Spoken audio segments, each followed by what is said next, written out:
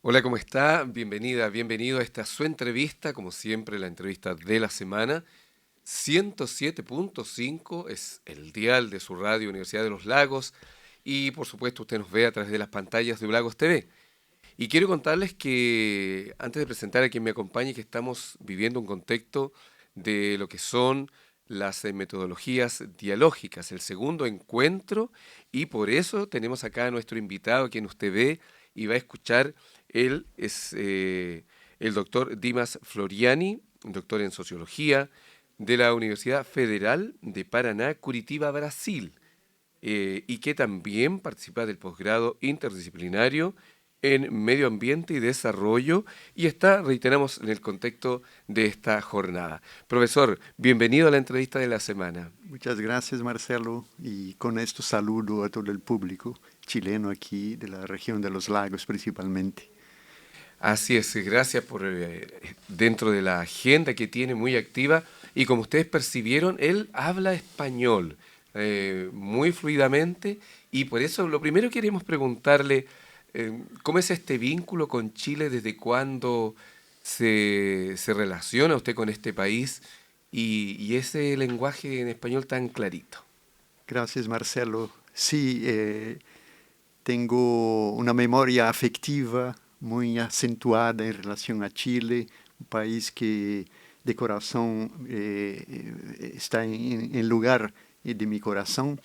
Y eso se debe a una historia, ¿no?, que he vivido aquí con ese país maravilloso, con gente aquí, tengo muchos amigos, y esta historia tiene una fecha que es a la vez importante y a pesar de trágica, que es el periodo en que yo he vivido aquí como estudiante de 1971 a septiembre de 1973.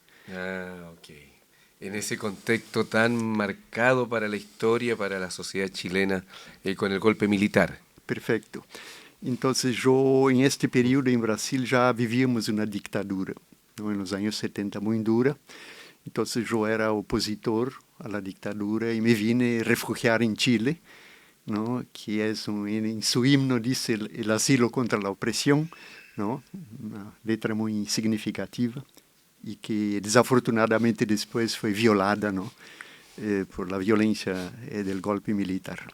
Y con eso tuve que salir, ¿no? Yo no era terrorista, nada, ¿no? Creía en la democracia, que es un valor importante, ¿no?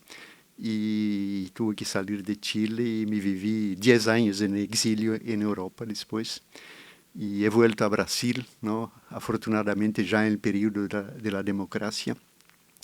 Y trabajé ahí como profesor, ¿no? Yo soy académico y en el Instituto de Investigaciones en Brasil y poco a poco fui retomando el contacto con Chile, ¿no?, por razones intelectuales y profesionales, pero también por razones afectivas, ¿no? Y afortunadamente entonces me encontré con esta región muy, muy bella, ¿no?, muy interesante, ¿no?, y particularmente con la Universidad de los Lagos, ¿no?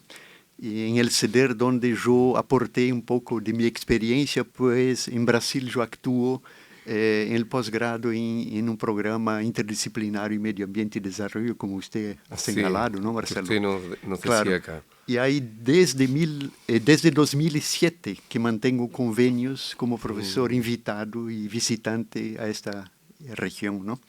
Entonces, y que hoy día estoy de regreso acá, participando de este segundo encuentro, ¿no?, de metodologías dialógicas que justamente plantea cuestiones interesantes en términos de investigación y de contactos comunitarios, ¿no?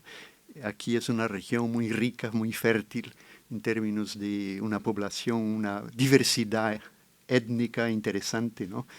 Y son desafíos que nosotros enfrentamos de cómo trabajar, ¿no?, comunitariamente esta relación universidad y sociedad. Bueno, ahí nos dejó pero muy muy clarito, hizo un salto cualitativo y cuantitativo en la historia y estaba pensando, o sea, usted sale de una dictadura militar en Brasil y llega acá a Chile y se encuentra con otra dictadura militar y en su juventud. ¿Eso a usted lo impactó como persona, como intelectual? ¿Qué significó en su fuero interno estas situaciones tan fuertes, por darle un nombre? Claro. Yo creo que en aquel periodo el proyecto del gobierno de la Unidad Popular era un proyecto fuera del tiempo. Creo que si fuera hoy, habría condiciones, ¿no?, de convivir con la diferencia y la contradicción, ¿no? Eran procesos que se combinaban mucho con utopías, ¿no?, con sacar el país adelante dentro de un contexto de democracia, pero eso amenazaba mucho los intereses dominantes. Y creo que eso fue muy fatal para la democracia. Distintamente de lo que decían los golpistas, ¿no?, el gobierno tenía un carácter popular, ¿no?, respetador de las leyes, ¿no?, pero sin embargo sectores querían avanzar y no había condiciones históricas porque vivíamos en plena, digamos, Guerra Fría, ¿no?, en que... El mundo estaba dividido Dividido. entre la Unión Soviética y Estados Estados Unidos. Unidos, exactamente. Si fuera fuera de este contexto, probablemente sería factible, ¿no?, sería posible avanzar en el proceso. Pero como yo te dije, errores de ambas las partes, ¿no? Creo que la excesiva estatización amenazaba mucho a los intereses puestos, ¿no? Y había al norte un país muy poderoso, que sigue poderoso, ¿no? Y ahora más que Más nunca. que nunca, exactamente, y que quiere volver a un periodo de Guerra Fría, ¿no? Es una insolencia, ¿no?, del imperialismo, creo, amenazar la soberanía de las sociedades, de los estados, de los países, ¿no? Y creo que el gobierno brasileño se ha pautado mucho ahora por poner frenos a esta insolencia, creo, de amenazas, ¿no?, a la soberanía. Creo que Chile está en el buen camino, ¿no? Ojalá que acá no se vuelva a polarizar, si bien que el mundo está polarizado. Sí, y estamos en una situación bien particular porque vamos a tener una elección presidencial donde hay dos polos, con la candidata Janet Jara, que es comunista, Perfecto. y con Kast, quien es de ultraderecha. Entonces, lamentablemente, desde una opinión muy personal y periodística también, Claro. estamos viviendo una etapa donde está costando la unión en Chile, porque más encima esto va a polarizar.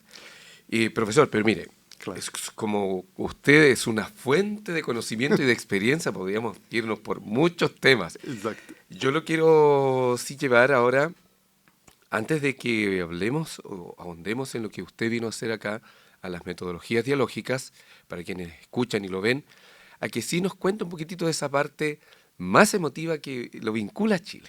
A ver si usted la quiere compartir, que en la mañana se tocó el vínculo de a quién conoció usted acá en el país. Cierto. Hay muchos aspectos, ¿no?, de este periodo que hemos vivido aquí. Yo viví un periodo en comunidades acá, en Santiago, ¿no?, mejor, ¿no?, en campamentos, en callampas, ¿no?, porque yo quería compartir un poco la experiencia del pueblo chileno, ¿no? Y yo fui con este espíritu de estar ahí junto con el pueblo, ¿no? Era un poco el humanismo que me inspiraba, Sí. ¿no? Y al final, como yo había hecho una opción por estar en un sistema democrático, si bien que radicalizado, ¿no?, yo quería aportar algo también de soporte, así que yo también tuve mucha solidaridad de la gente de este campamento en los cerrillos ahí, ¿no? Y viví un periodo ahí junto con la población y después me trasladé al pensionado de economía en la sede norte de la Universidad de Chile, ¿no?, Avenida República, ahí, Sí, ¿no?, donde justamente ahora es la Universidad de los Lagos. así es. Y hay un conjunto de universidades que tienen en esa calle Exacto, emblemática para las universidades exactamente. del país. Sí, entonces yo he así experimentado experiencias límites, ¿no? La sociedad estaba muy politizada, ¿no? Yo conocía familias en que uno era Patria Libertad y otro era Almir. No, sumamente extremos ahí. Extremos, exactamente, porque la sociedad sufrió mucho los impactos también de los extremos. Pero, ¿no? Dentro de los marcos legales, ¿no? Y ahí, bueno, como resultado, ¿no? Yo, el día del golpe, entonces yo salí, ¿no? Temprano, para ir a reunirme con los brasileños, que estaban 5.000 brasileños en Santiago, refugiados, ¿no? De la dictadura de Brasil, ¿no? Y por el camino yo fui pasando a 2 kilómetros del Palacio de la Moneda, donde yo vi los Hawk Hunters, los aviones, sí, a tirar las bombas. Yo estaba a 2 kilómetros de ahí, ¿no? Entonces, yo tuve que me refugiar en un local en que la gente que vivía era contra la Unidad Popular. Ya. ¿No? Era Providencia y Barrio Alto. Ya. ¿No? Entonces yo tenía amigos que trabajaban, eran funcionarios internacionales, ¿no? Y por la noche yo oía los vecinos, porque todos eran, que uno llamaba los momios, ¿no? Sí. Diciendo, escuche vecina, porque ellos no sabían que esa funcionaria internacional también era de izquierda. Y venía a decir, escuche, los miristas van a atacarnos esta noche. Y era todo fantasía, porque no era posible atacar mientras que estaba siendo bombardeado por ¿no? el ejército, ¿no? Y yo me quedé ahí una semana vagando por las calles, sin hablar mucho, porque ¿no? uno se denuncia Así es. porque había un bando militar que decía lo siguiente, denuncia a los extranjeros que son terroristas, vinieron a matar a los chilenos, ¿no? Yo nunca había manejado un arma, ¿no? Yo era un simple estudiante, ¿no? Entonces yo caminaba de día sin hablar nada y yo iba a mirar el humo que salía del Palacio de la Moneda y yo miraba a la gente triste. Se veía que era gente que tenía, digamos así, que pertenecía a la Unidad Popular. Claro. ¿No? Y ahí calladito yo me paseaba, ¿no? Y por la noche yo no salía porque había el toque de queda, ¿no? Entonces yo me refugiaba ahí. Y esta funcionaria me dijo, Dimas, la Embajada de Panamá está abriendo las puertas, recibiendo a la gente que, ¿no? Incluso la última vez yo me encontré con un amigo brasileño que estudiaba conmigo y él dijo, no, yo me quedo acá, va a ser tranquilo. Dice, no, despierta, mira, ¿no? Y él pensaba, van a cerrar las universidades, que nos acusan todos de marxistas, de subversivos, ¿no? Y después, pasado algunos años, yo no lo encontré más. Pasado algunos años en Brasil, escuchando la televisión, oyendo, ¿no? Asistiendo a la televisión, dije, brasileño fue secuestrado en Chechenia y está en París ahora suelto, ¿no? Y era ese Geraldo, se llamaba Geraldo, ¿no? Un amigo que estudiaba conmigo. Que cruzó el mundo también después. Claro, él entró en la ACNUR, el Alto Comisariado de las Naciones Unidas para Refugiados, y hizo 26 misiones extranjeras de apoyo, y él se volvió alguien que ayudaba a los refugiados, ¿no? Recorriendo el mundo. El mundo. Y este justamente era la última misión de él, la 26ª.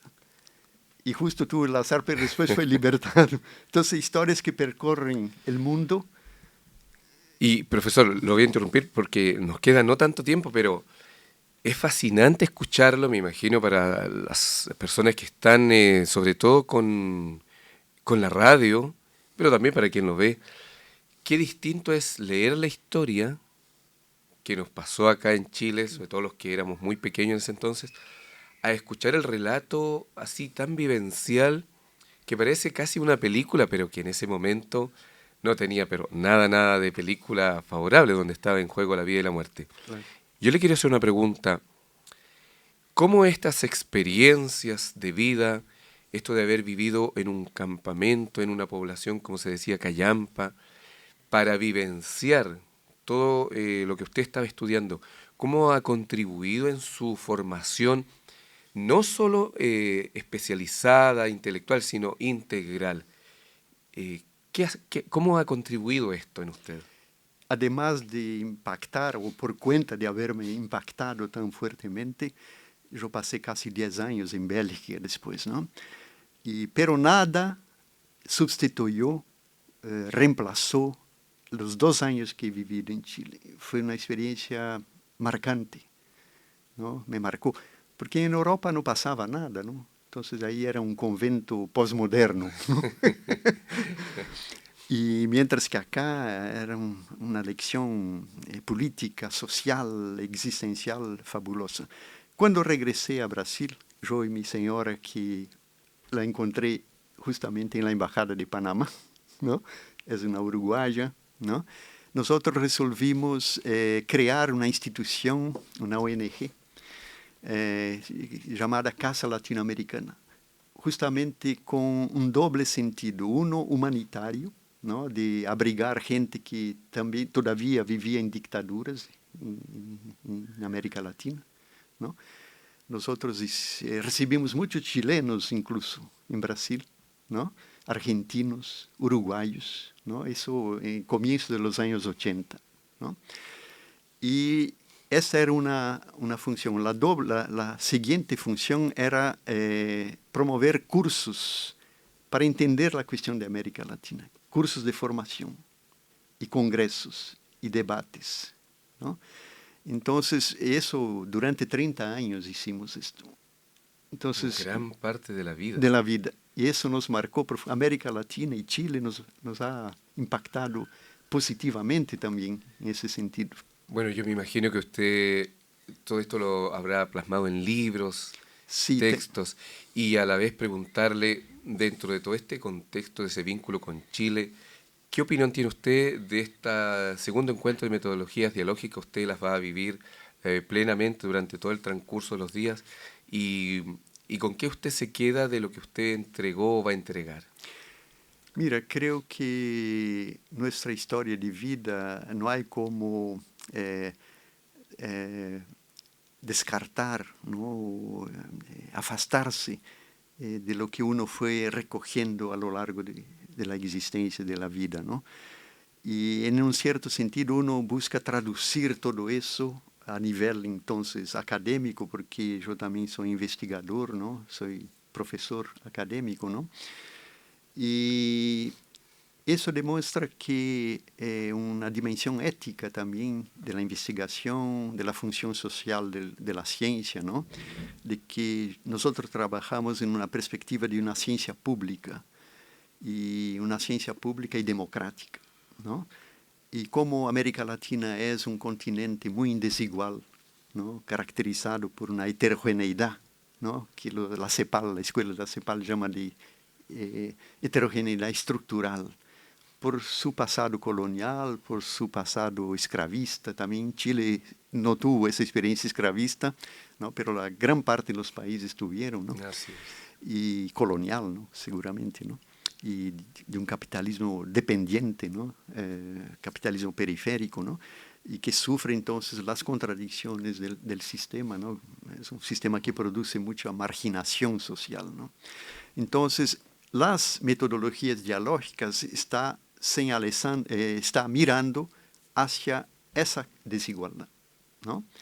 Incluso la Universidad de los Lagos tiene proyectos que se llaman desigualdades territoriales, ¿no? Esa es una cuestión muy importante y también trabajando en la perspectiva de la interculturalidad, porque hay distintas culturas, ¿no? En un país, ¿no? Brasil es inmenso, ¿no? Tiene una diversidad cultural, El mundo está ahí. ahí está ahí, pero Chile también tiene su También diversidad, está ¿no? sí. Y las metodologías dialógicas entonces intentan, ¿no? Trabajar con el diálogo, ¿no? Es una manera de hacer investigación, hacer ciencia, dialogando con los sujetos de la investigación. No como objetos, pero Ya. sino como sujetos. Sujetos. Y sujetos colectivos, ¿no? Trabajando la cuestión de la diferencia, de la identidad, ¿no?